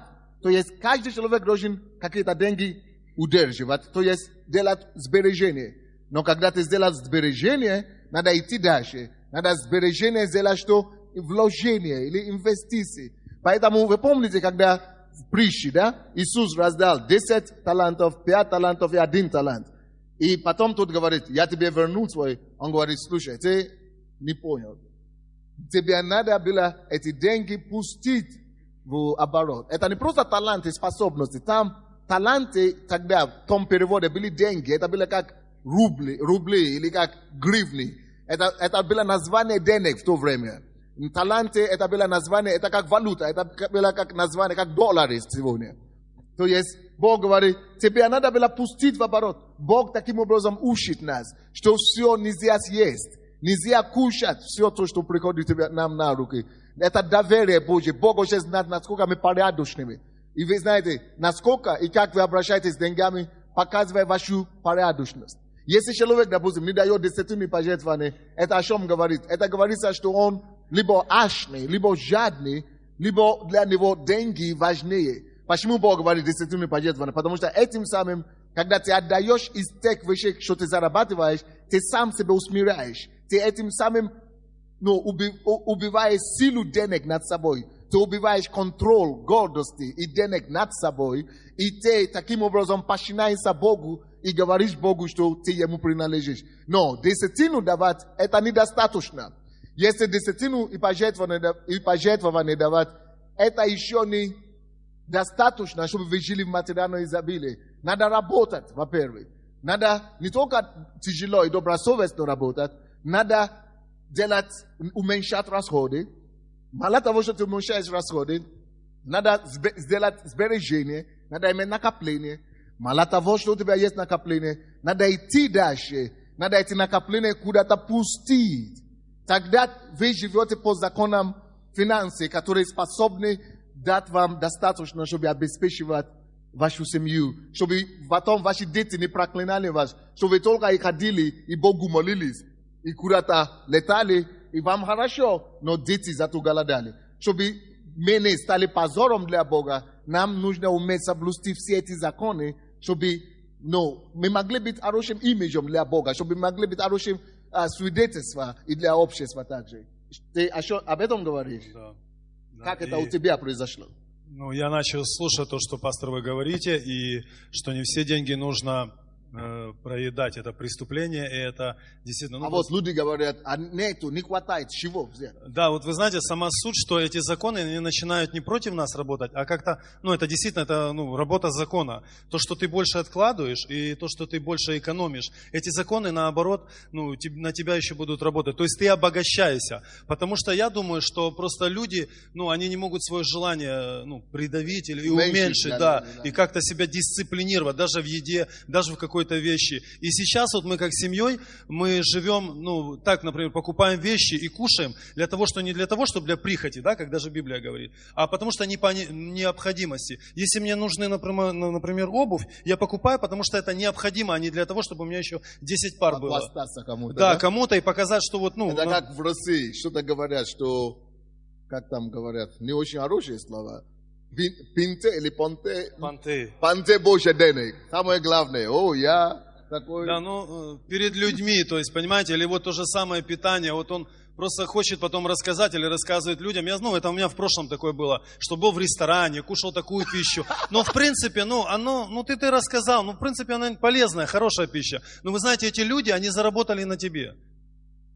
Ну, то есть ты пошел и просто выкинул, они, ну, в 10 раз больше, например, она стоит в ресторане, нежели она, ну, в магазине, в супермаркете стоит. А если то ты есть мудрости. сохранишь это, а потом пустишь, Пустишь. ты потом завтра пойдешь в этот же ресторан, Да. но ты уже пойдешь не тратить последнее, а пойдешь тратить Ну да, то есть... из того, то, что заработал. И Да? у тебя же деньги уже работают на тебя, и у тебя есть этот доход, то есть ты сможешь позволить себе. И это, ну, хороший закон. И И я... это, как, насколько это улучшило твое семейное? Состояние. То есть, что, ну, как мое улучшило, то, что у меня есть, друзья, у меня да. есть деньги сейчас, так? То есть я перестал жить на, как говорится, на одну зарплату или на какой-то, ну, доход месячный, да?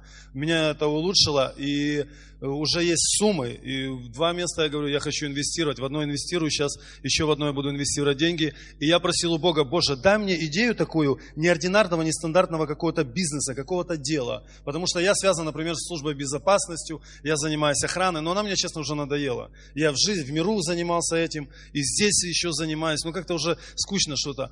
И Бог мне дал такую идею, просто она вроде бы, ну, ее никто не занимается, я не буду сейчас говорить, пока не осуществлю.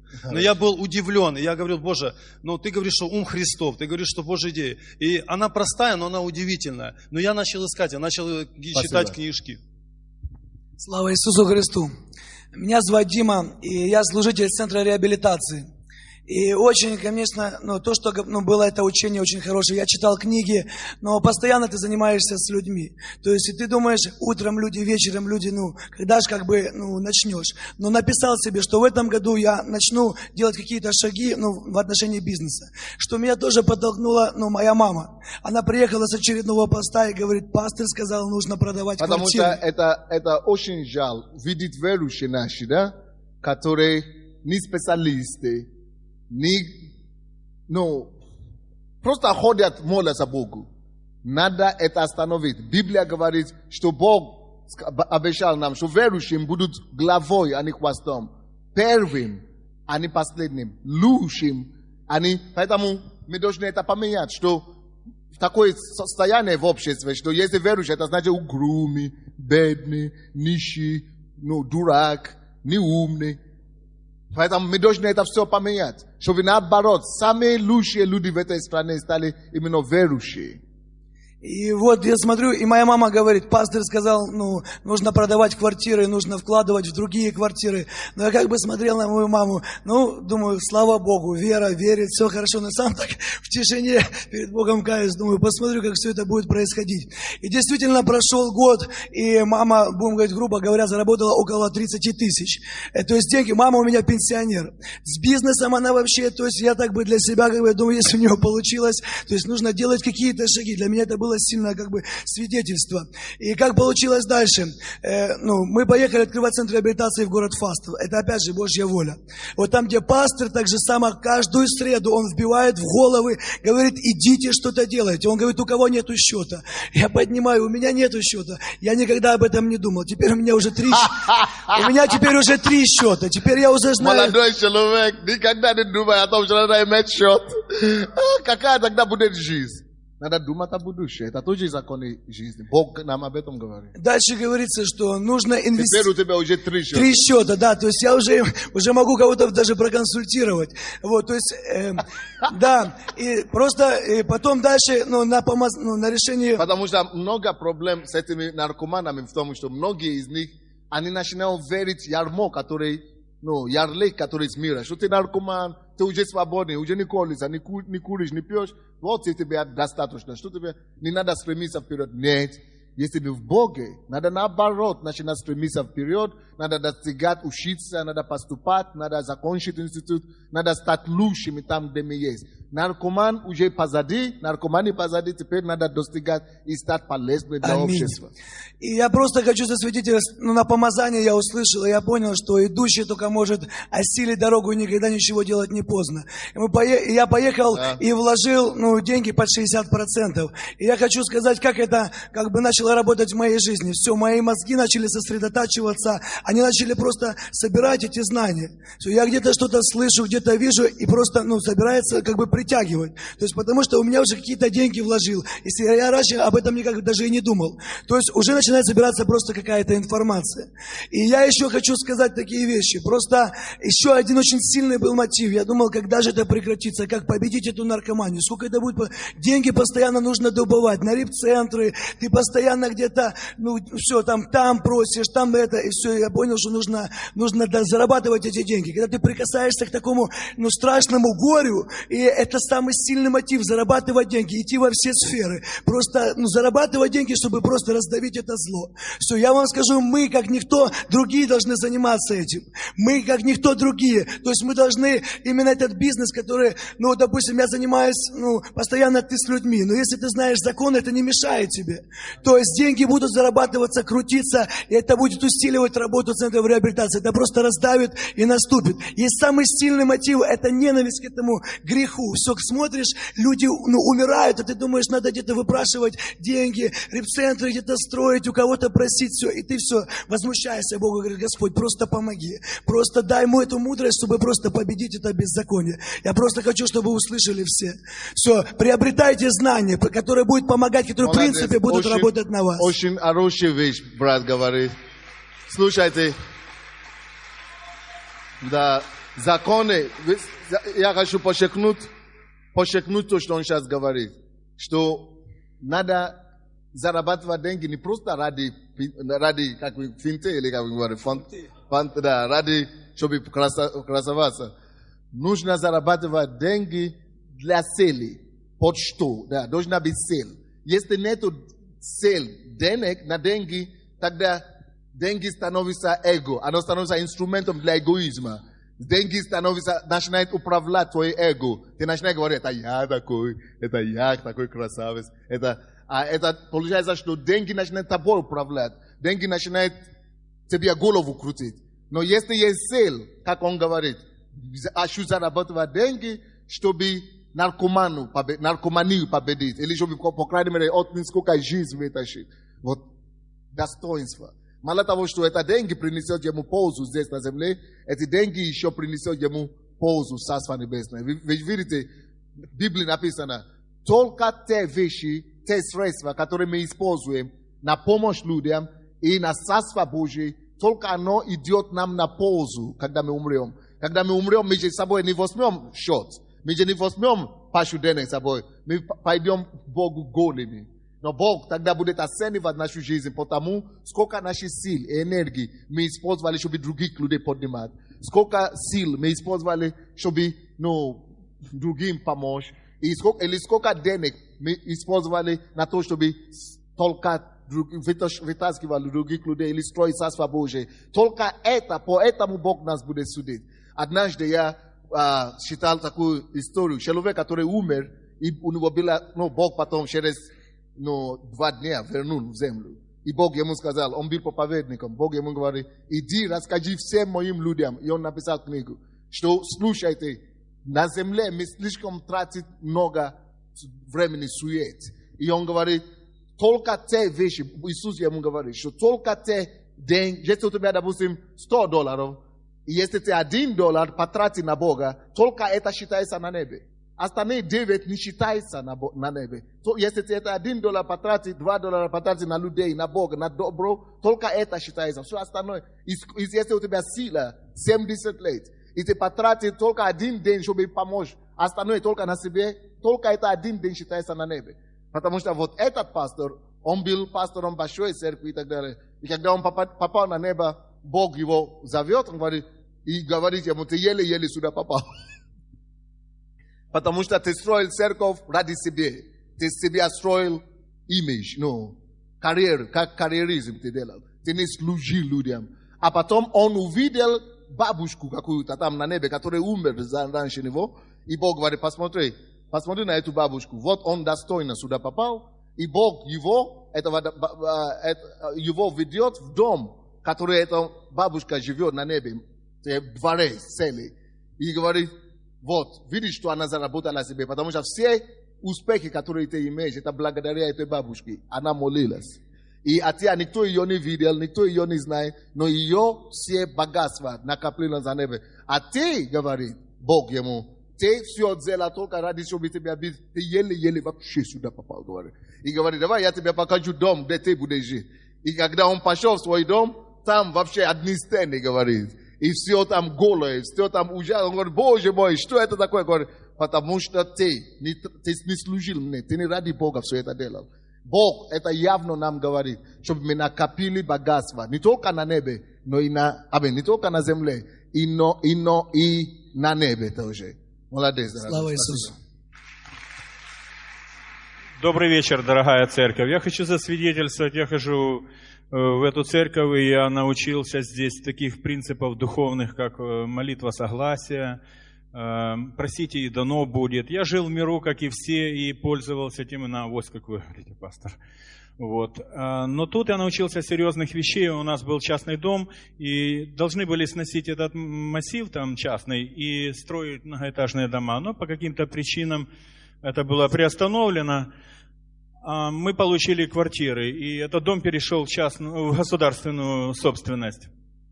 И мне пришла такая мысль, и мы с сыном стали на молитву согласия. И мы сказали, Господь, Ты сказал, если двое согласятся на земле о чем-либо просить, то будет им.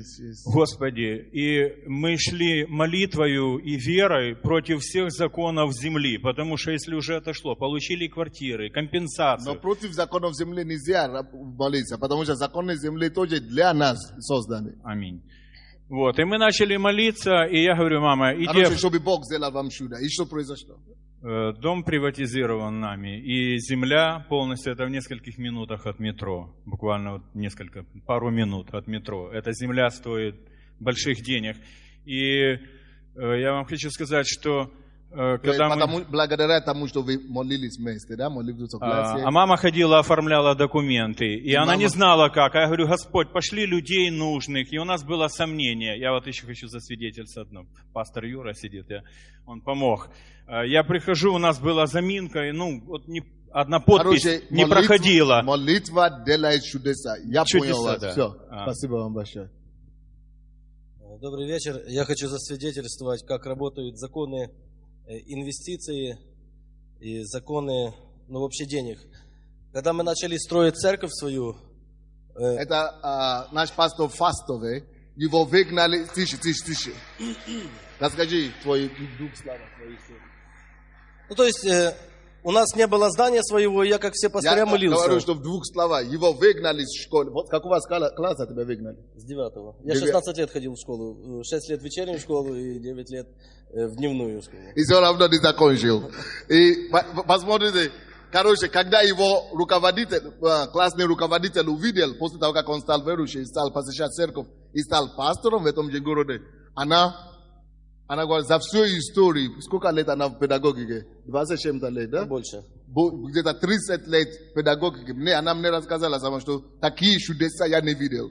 So, они списали его, что ничего с него не выйдет. Он был самым главным хулиганом в Фастовском районе. И теперь стал пастором.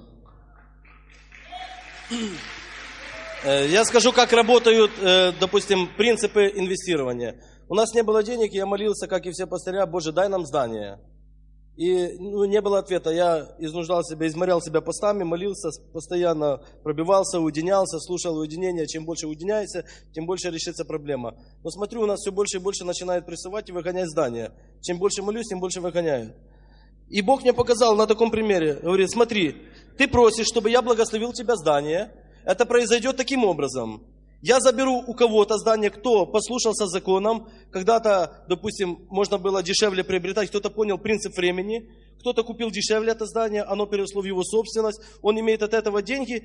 И я получается, как верующий, я говорю, я верю, что это произойдет. То есть якобы подтверждаю, что Бог должен взять в этого человека, забрать, и на каком основании он мне должен его вообще отдать. Молодец.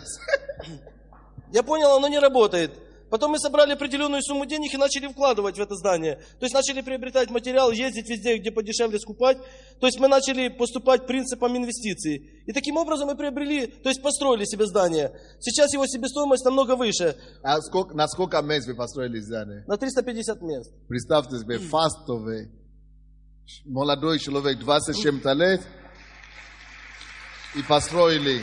БТЕ, допустим, на сегодняшний день БТЕ оценил это здание в 600 тысяч гривен, но все же растет. Когда мы материал покупали, кирпич стоил облицовочный 70 копеек, сейчас 2 гривны. То есть уже это здание, оно будет больше. А через 2-3 года это здание будет $1 миллион стоить. То есть церковь стала миллионером благодаря тому, что мы поняли, как надо правильно вкладывать. И я хочу обратиться, кто я слышал такие выражения, вот бы в Киеве попробовали построить. Точно этот же закон, что в Киеве, что в Фастове он работает. Если этот принцип применять и откладывать деньги, я настолько скрупулезный, что у меня сложно выпросить на что-то. У нас группа прославления не зарабатывает, они выпустили песенник и здесь его продают. Каждое служение, детское служение, сами у себя деньги берут, то есть через родителей. Мы придумали для всего такую работу. То есть финансы никуда не идут, только целенаправленно строительство. Мы подчинили все действия одному закону, работать, и поэтому за 2 года мы построили свое здание. Уменьшить, экономить, уменьшить растраты, расходы. Теперь то, что мы имеем, то мы имеем. Спасибо большое. Здравствуйте, церковь. 18. Хочу рассказать такую штуку. Мне Бог вообще, знаете, Он меня научил этим летом. В общем, Он меня научил ценить время. В мои 18 лет, что там, еще мне жизнь вообще, как бы казалось. На самом деле Бог меня научил, и я действительно теперь ценю время. Вы знаете, я начала читать литературу, что касается времени, и у меня есть распорядок дня. Я каждый день свой расписываю, что я буду делать. Я служу в молодежном служении. У меня написано, что я делаю каждый день относительно молодежного служения, что я делаю относительно своей учебы. То есть Бог, Он действительно, я намного продуктивнее стала. Как в учебе, как в служении. Точно так же я сейчас еще занимаюсь самообразованием. То есть я хочу быть специалистом в своем деле, чтобы действительно люди говорили, вот это да, вот это экономист, я экономистка. Будущее. И сейчас я читаю книги, которые касаются моего профиля, то есть помимо учебы я еще занимаюсь. Но знаете, Бог Он являет свою славу. Мне уже люди звонят, мои одногруппники говорят, слушай, помоги сделать то, помоги сделать это. Я вчера ехала с лидерских, и мне в метро я объясняла бухучет моей подружке. То есть на самом деле Бог, Он поднимает, и я ценю время каждую минуту. То есть для меня это действительно важно. Время, люди говорят, время это деньги. Но я тебе скажу, что время не только деньги, время это жизнь. Допустим, мы тратим 8 часов каждый день на работе. Каждый день. Если накоплять это 8 часов, это будет скоро, будет 365 дней. Это получится сколько? Год. Вот таким образом время, которое мы каждый день, время, каждый час, это жизнь. Мы убавляется наша жизнь, мы уменьшаем нашу жизнь. Все, что мы делаем, мы тратим жизнь. Не только время мы тратим свою жизнь. Поэтому надо подумать, на что мы тратим эту жизнь. Время – это жизнь. Почему нам зарплату платят, когда мы работаем? Нам платят зарплату, потому что это замен. Когда мы идем работать, 8 часов в день, нам потом платят зарплату, потому что мы отдали взамен своей жизни и получаем взамен этой жизни, которую мы отдали, получаем зарплату. Мы получаем компенсацию, как бы от затраченной жизни. Но компенсацию можно получить не только в виде зарплаты, можно получить компенсацию тоже как благословение от Бога. Спасибо, дорогая. Спасибо. Ну что ж, я так понял, что у нас мэр здесь сегодня. И я бы хотел, чтобы мы помолились за мэром. Но до того, как мы помолимся, хотелось бы, чтобы он нам рассказал, что сейчас творится в городе, потому что разные передают по телевизору и по газете, да? То ли то, что мэр продает острова, то ли мы хотим снять мэра и так далее. И чтобы он нам сказал, за что нам молиться за него. Кто действительно молится за мэра здесь? Хорошо, я потом вас попрошу, когда он здесь будет на сцене, чтобы он видел. Чтобы мы больше, еще более усиленно молились за него, чтобы мы знали, за что конкретно можно молиться. Разве это неприятно, что мы живем в такое время, когда действительно руководители могут вместе с нами, как все, вот так сидеть и просто служить Богу. Разве это неприятно? Давайте пригласим Леонида Михайловича сюда. Давайте поприветствуйте мэра города Киева. Давайте станем. Аллилуйя!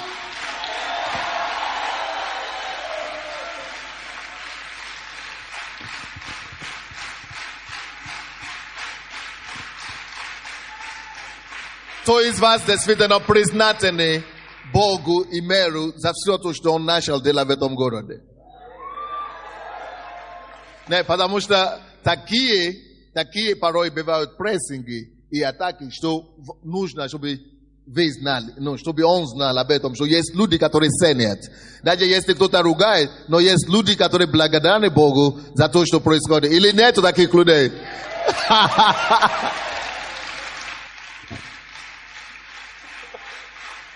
Спасибо.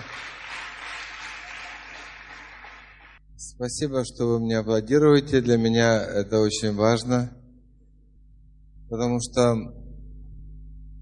с каждым днем, как говорит пастор, атаки усиливаются, потому что я многое стараюсь изменить в городе, и, конечно, это очень многим людям может не нравиться, и у них есть конкретные совершенно программы, как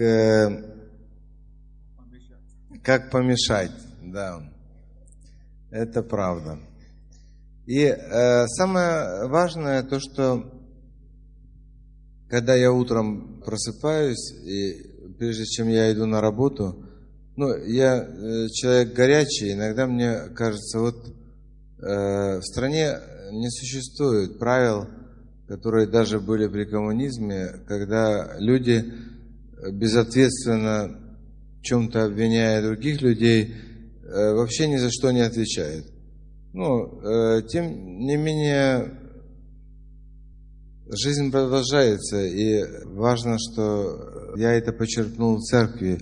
Самое главное, не обижаться на таких людей и благословлять их, говорить им, пусть...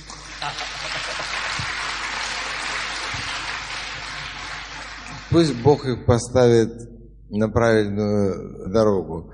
Но при этом, аминь, точно. Да, но при этом надо простить их всем сердцем, потому что они не стоят того, чтобы уделять этому большое внимание. Как только мне приходят в голову мысли о защите, я знаю, что главный защитник у нас наверху, правда?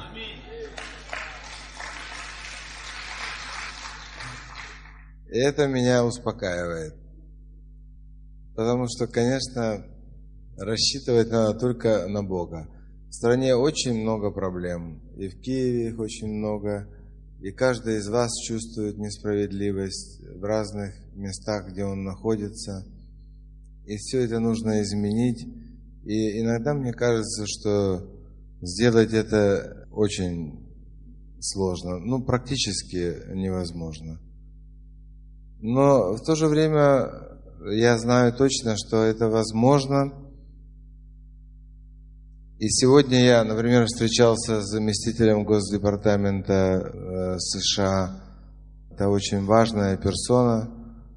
И он спрашивал меня о моем политическом будущем. И я ему ответил, что я никогда в жизни не думал, что я стану мэром Киева. Поэтому мое политическое будущее, оно В руке Бога. Совершенно от меня не зависит.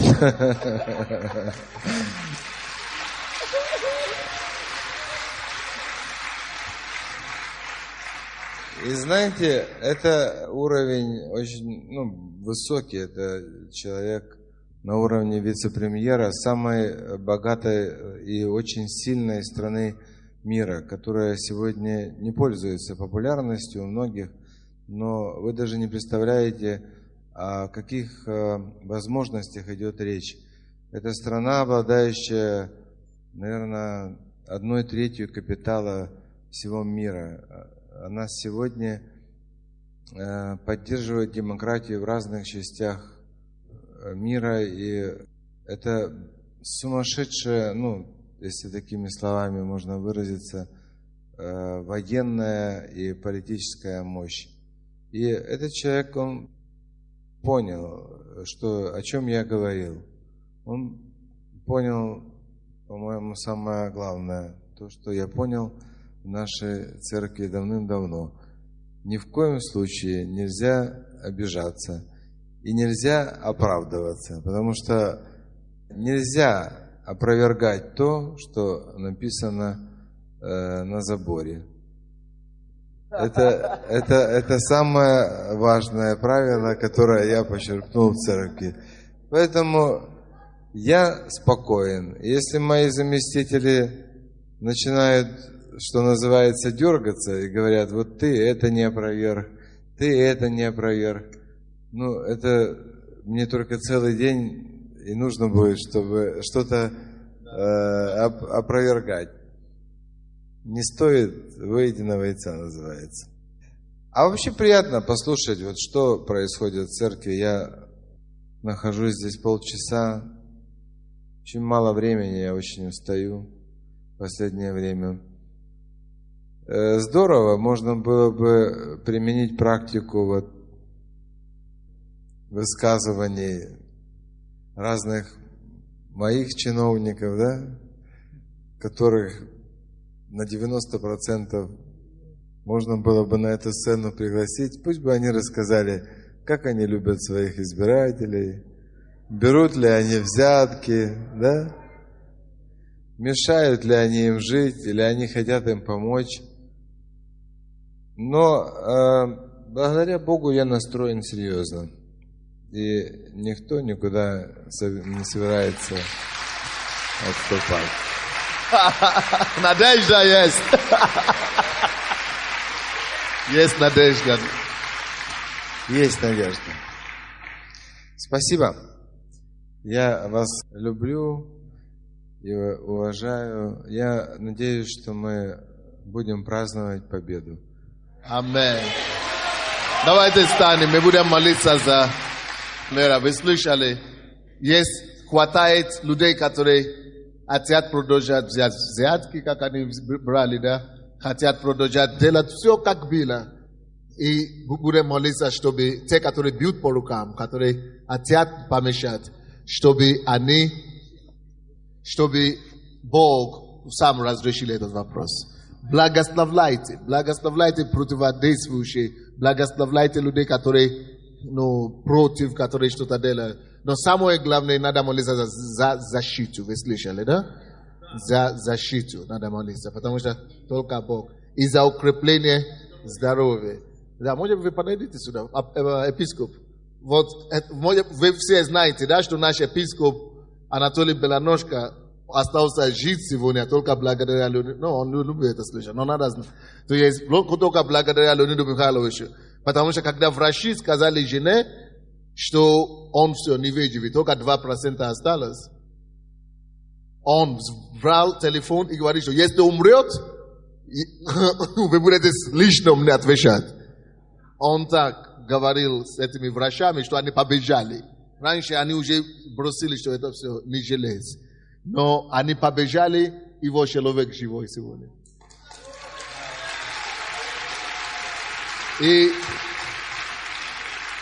Но то, что я знаю про Леонида Михайловича, журналисты что-то говорят, я говорю, а я знаю этого человека. Я его знаю не просто как чиновника, как мэра, кого вы по телевизору смотрите или по газете читаете. Я знаю человека как человека прежде. И я говорю, прежде всего, то, что он сделал для нашего епископа, да, он же для каждого человека в городе Киеве уже это делал. Человек, который переживает не только за дорогу, да, чтобы поменять плитки, или чтобы что-то построить. Вещи же не улучшают жизнь человека. Но чтобы прежде всего поднять достоинство личности и восстановить человека. Вот самое главное. Поэтому те, которые уже молятся за мира, спасибо вам за это. Но я хочу, чтобы каждый день были молитвы за него. Поэтому кто действительно бы хотел взяться за это и начинать молиться за мира еще больше, чем раньше. Помашите рукой. Кто хочет молиться за мира? Пожалуйста. Прострите руки ваши все сюда. Все, поднимите руки, прострите руки сюда все. И мы будем молиться. Господь, именем Иисуса, спасибо за этот день. Спасибо, что ты привел твоего сына сюда. Спасибо тебе, Господь, за то, что твоя благодать присутствует. Поднимите свои головы, молитесь сильнее. Сильнее за него, сильнее. Господь, мы просим, чтобы твоя сила и помазание Духа Святого, чтобы она пришла, Господь, на мир. Именем Иисуса, пускай сила Духа Святого пришла в его плоть, в его душу, в его разум, в его дух, в его тело и плоти. Именем Иисуса мы провозглашаем защиту крови Иисуса, охрану Божию, чтобы была над ним. Защити его физически, защити его духовно, защити его душевно, защити его за все направления во имя Иисуса. Пусть благодать и сила Духа Святого переполняет его сейчас. Господь, излей твою благодать, дай твою мантию, Господь, чтобы покрыть его, чтобы укрепить его, чтобы поднимать его. Господь, сделай его Моисеем в этом народе, чтобы принести избавление, освобождение для многих людей, Господь, чтобы через него, чтобы радость, мир, покой, благословение, благополучие пришло в жизнь каждого киевлянина и украинца во имя Иисуса. Пускай твоя крепость и сила, Господь, сила воли, сила дерзновения, сила решения, идей приходит к нему во имя Иисуса. Укрепи твоего сына, подними его на высшей высоте. И дай, Господь, чтобы твой свет падал в его глаза. Мы благодарим тебя, Господь, за это. Именем Иисуса Христа. Именем Иисуса мы его помазываем свежим елеем. Свежим елеем. Свежим елеем. Пусть твоя благодать и благословение протекает через него. Мы его обнимаем от имени всех киевлян, от вашего имени. Мы его обнимаем любовью, мы его покрываем любовью, любовью верующих, любовью христиан, любовью верующих людей, любовью всех украинцев, любовью всех киевлян. Мы его покрываем, обнимаем любовью Божией, покрываем Божьей любовью. И благодарим тебя, Господь, что эта энергия с этой Божьей любви будет за ним следовать. Во имя Иисуса Христа.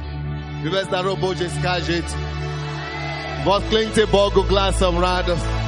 Воскликните Ему гласом радости. Аллилуйя! Воскликните Ему гласом радости. Дайте Богу славу.